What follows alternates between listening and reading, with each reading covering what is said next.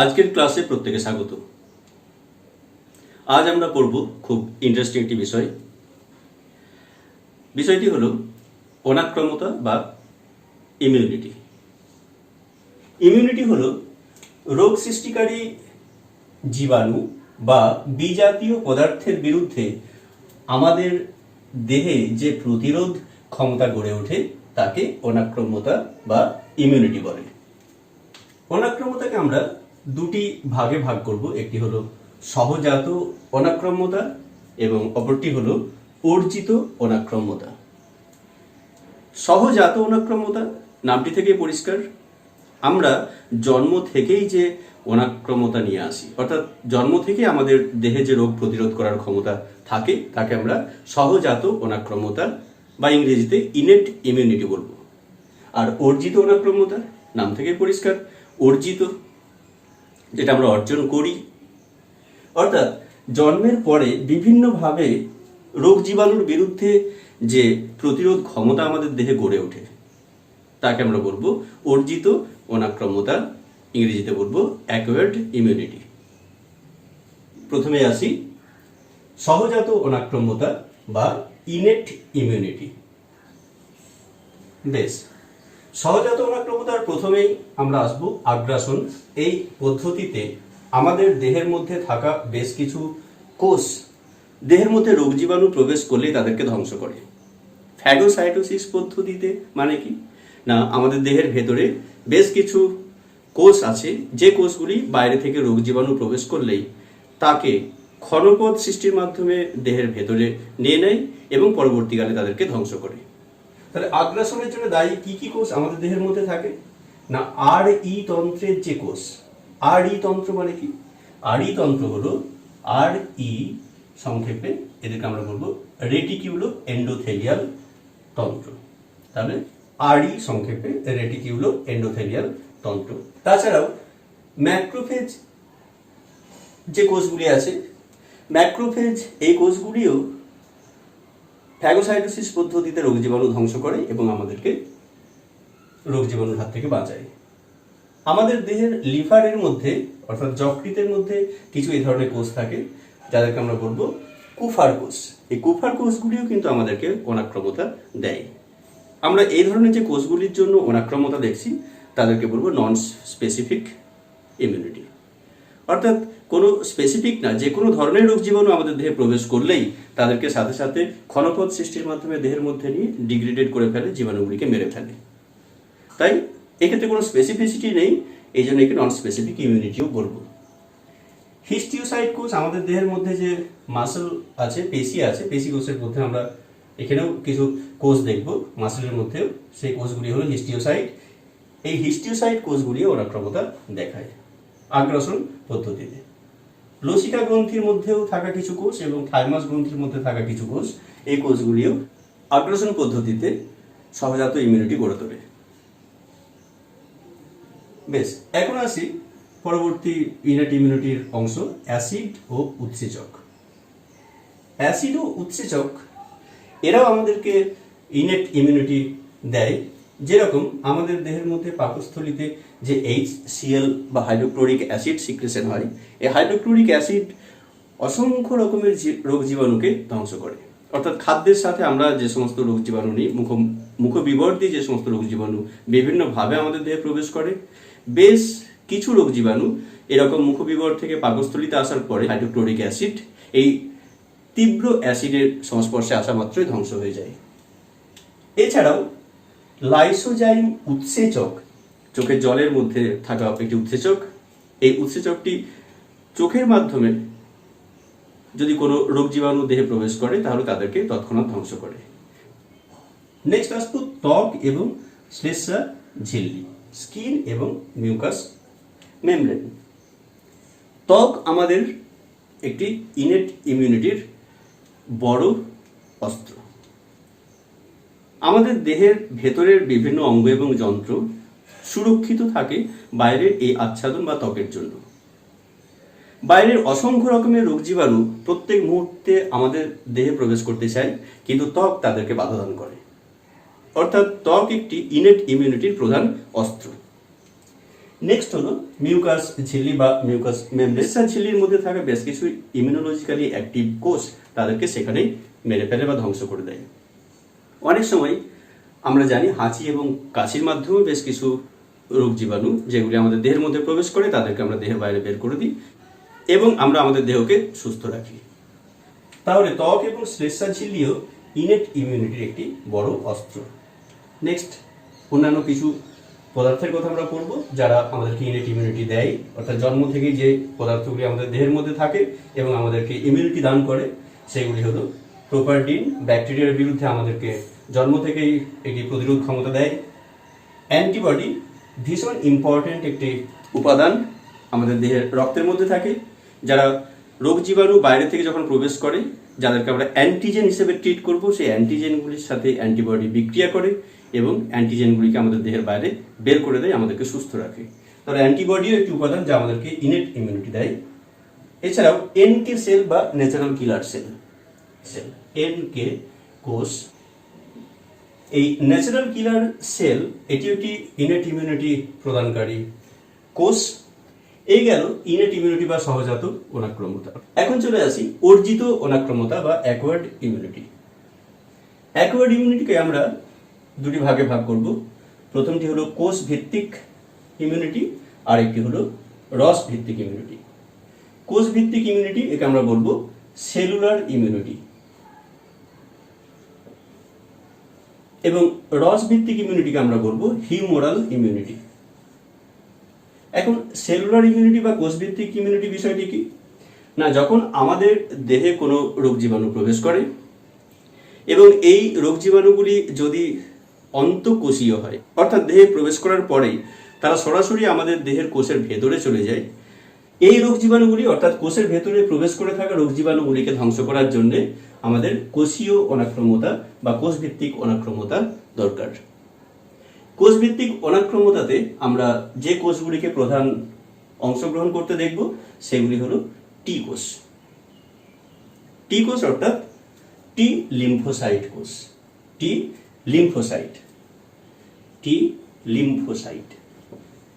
বেশ, টি লিম্ফোসাইটকে আমরা আবার দুটি ভাগে ভাগ করতে পারবো। কতগুলি টি লিম্ফোসাইট যাদেরকে আমরা ইফেক্টর কোষ বলবো, অর্থাৎ যে টি লিম্ফোসাইট কোষগুলি সরাসরি অ্যাফেক্টেড কোষকে, অর্থাৎ যে কোষের মধ্যে রোগ জীবাণু প্রবেশ করে আছে এই অস্বাভাবিক কোষগুলিকে সরাসরি ধ্বংস করে সাইটোটক্সিক মেটেরিয়াল সিক্রেশনের মাধ্যমে, তাদেরকে আমরা বলবো ইফেক্টর টি কোষ বা ইফেক্টর কোষ।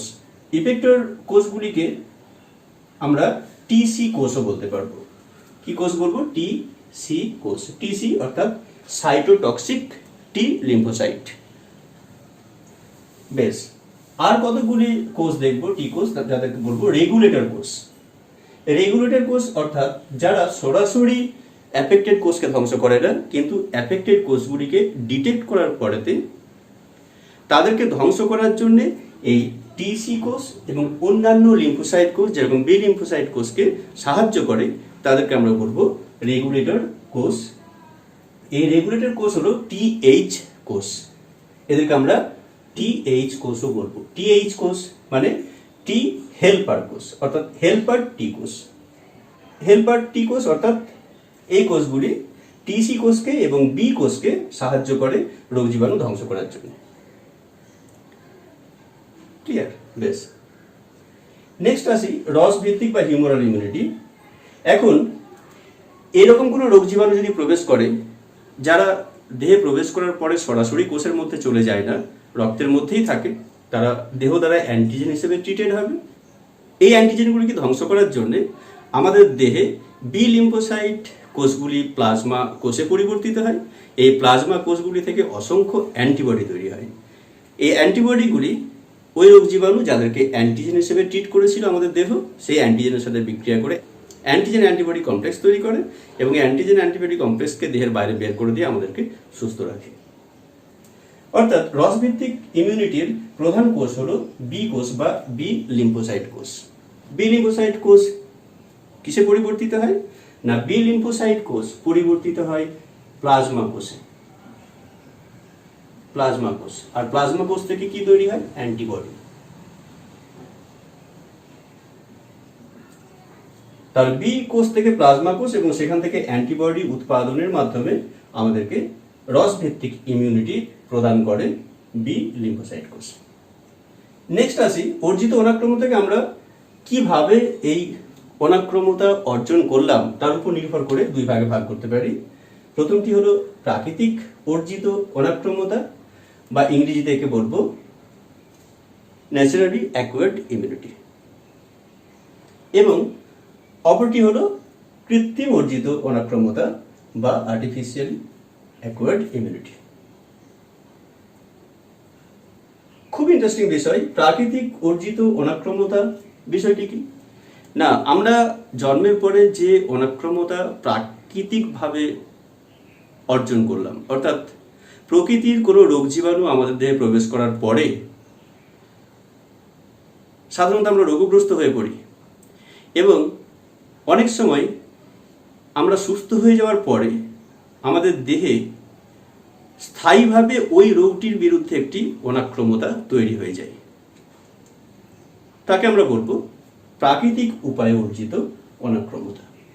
এটি উদাহরণ আমরা দিতে পারি, আমরা পক্সের কথা জানি, চিকেন পক্স। অনেকেই জানি যে একবার চিকেন পক্স হয়ে গেলে আর পক্স হয় না, অর্থাৎ এই একবার পক্স এর ভাইরাস দ্বারা আক্রান্ত হওয়ার পরে আমাদের দেহে একটি প্রতিরোধ ক্ষমতা গড়ে ওঠে, যা পরবর্তীকালে পক্সের জীবাণু আমাদের দেহে আবার প্রবেশ করলে তাকে বাধা দান করে, অর্থাৎ আমরা আর দ্বিতীয়বার এই পক্সের জীবাণু দ্বারা আক্রান্ত হই না। অর্থাৎ এই যে পক্সের জীবাণুর বিরুদ্ধে আমাদের অনাক্রম্যতা, তা কিন্তু প্রাকৃতিক উপায়ে অর্জিত হলো, তাই একে আমরা প্রাকৃতিক অর্জিত অনাক্রম্যতা বলব। ক্লিয়ার? বেশ, নেক্সট আসি কৃত্রিম অর্জিত অনাক্রম্যতা, অর্থাৎ কৃত্রিম উপায়ে যদি আমরা এই ধরনের অনাক্রম্যতা অর্জন করি তাহলে তাকে বলবো কৃত্রিম অর্জিত অনাক্রম্যতা। খুব গুরুত্বপূর্ণ বিষয় এই কারণে, এই কৃত্রিম অর্জিত অনাক্রম্যতাই আমাদের কাছে এখন সবথেকে বড় অস্ত্র। বর্তমানে যে করোনা ভাইরাসের সাথে লড়াই করার জন্য আমাদের বিভিন্ন বিজ্ঞানীরা ল্যাবরেটরিতে দিনরাত পরিশ্রম করছেন, তা কিন্তু ভ্যাকসিন উৎপাদনের জন্য। ভ্যাকসিন উৎপাদনের জায়গাটি হলো কৃত্রিম অর্জিত অনাক্রম্যতার জায়গা, অর্থাৎ কৃত্রিম অর্জিত অনাক্রম্যতা, এখানে ভ্যাকসিনই হচ্ছে প্রধান অস্ত্র। এই কৃত্রিম অর্জিত অনাক্রম্যতাকে আমরা দুটো ভাগে ভাগ করতে পারবো, একটি হচ্ছে সক্রিয় কৃত্রিম অনাক্রম্যতা এবং একটি নিষ্ক্রিয় কৃত্রিম অনাক্রম্যতা। সক্রিয় অর্থাৎ এক্ষেত্রে অ্যাক্টিভ ভাবে যখন আমাদের দেহে অনাক্রম্যতা কৃত্রিমভাবে তৈরি হয়ে যায়, যেরকম ভ্যাকসিন আমাদের দেহে প্রবেশ করালে যে রোগের জন্য আমরা ভ্যাকসিন নিচ্ছি সেই রোগের বিরুদ্ধে আমাদের দেহে একটি প্রতিরোধ ক্ষমতা গড়ে ওঠে। একে আমরা বলবো কৃত্রিম সক্রিয় অর্জিত অনাক্রম্যতা। কৃত্রিম উপায়ে আমরা অর্জন করছি, এটি অবশ্যই সক্রিয়ভাবে ওই রোগটির বিরুদ্ধে আমার দেহে অনাক্রম্যতা তৈরি করছে। ক্লিয়ার? বেশ, আরেকটি হলো নিষ্ক্রিয় কৃত্রিম অর্জিত অনাক্রম্যতা। কৃত্রিমভাবে বেশ কিছু উপাদান যদি প্রবেশ করিয়ে আমাদেরকে ওই রোগের হাত থেকে প্রাথমিকভাবে একটি প্রতিরোধ ক্ষমতা গড়ে দেয়, তাহলে তাকে আমরা বলবো নিষ্ক্রিয় কৃত্রিম অর্জিত অনাক্রম্যতা। অনেক সময় আমরা অ্যান্টিবডি থেরাপির কথা জানি, বেশ কিছু অ্যান্টিটক্সিন আমরা ব্যবহার করি এবং অ্যান্টিবডি ব্যবহার করি বিভিন্ন রোগের চিকিৎসার জন্য। এই যে অনাক্রম্যতা খুব কম সময়ের জন্য তৈরি হয় তাকে আমরা বলবো নিষ্ক্রিয় কৃত্রিম অনাক্রম্যতা। তাহলে মোটামুটি আমরা বিভিন্ন প্রকারের অনাক্রম্যতা সম্পর্কে একটি ধারণা লাভ করলাম। এক নজরে একবার দেখে নিই। অনাক্রম্যতা হলো আমাদের দেহের রোগ প্রতিরোধ করার ক্ষমতা। দুটি ভাগে ভাগ করলাম, সহজাত অনাক্রম্যতা এবং অর্জিত অনাক্রম্যতা। সহজাত অনাক্রম্যতাতে আমরা পেয়েছি আগ্রাসন, অ্যাসিড এবং উৎসেচককেও আমরা ইনেট ইমিউনিটির একটি অংশ হিসেবে পেয়েছি। ত্বক এবং শ্লেষ্মার ঝিল্লিকেও আমরা ইনেট ইমিউনিটির অংশ হিসেবে পেয়েছি, যেরকম ত্বক এবং মিউকাস মেমব্রেন। অন্যান্য পদার্থ হিসেবে প্রোপারডিন, যা ব্যাকটেরিয়া ধ্বংস করে, অ্যান্টিবডি এবং ন্যাচারাল কিলার সেল। নেক্সট আসছি অর্জিত অনাক্রম্যতা। একে আমরা দুটো ভাগে ভাগ করেছিলাম, কোষভিত্তিক বা সেলুলার ইমিউনিটি, রসভিত্তিক বা হিউমারাল ইমিউনিটি। কোষভিত্তিক ইমিউনিটিতে আমরা ইফেক্টর কোষ পেয়েছিলাম, যেগুলি হচ্ছে টিসি কোষ বা সাইটোটক্সিক টি কোষ, রেগুলেটর কোষ বা টিএইচ কোষ। আমরা টিএইচ কোষকেও আবার দুটি ভাগে ভাগ করতে পারি, TH1 এবং TH2। যাই হোক, আমার আর ডেপথে যাওয়ার দরকার নেই, এইটুকুই। নেক্সট আসি রসভিত্তিক। সাধারণত বি লিম্ফোসাইট কোষগুলি হলো রসভিত্তিক ইমিউনিটি দান করে। অন্যভাবে আমরা আবার দুটি ভাগে ভাগ করেছিলাম, প্রাকৃতিক অর্জিত অনাক্রম্যতা এবং কৃত্রিম উপায়ে অর্জিত অনাক্রম্যতা। এবং কৃত্রিম এটিকে আবার দুভাগে ভাগ করেছিলাম, সক্রিয় এবং নিষ্ক্রিয়। সক্রিয় অর্থাৎ ভ্যাকসিন। ক্লিয়ার? বেশ, আশা করি বিষয়টি তোমাদের কাছে খুব স্পষ্ট হয়েছে। সমস্যা থাকলে অবশ্যই আমাকে জানাও। আজ এই পর্যন্তই।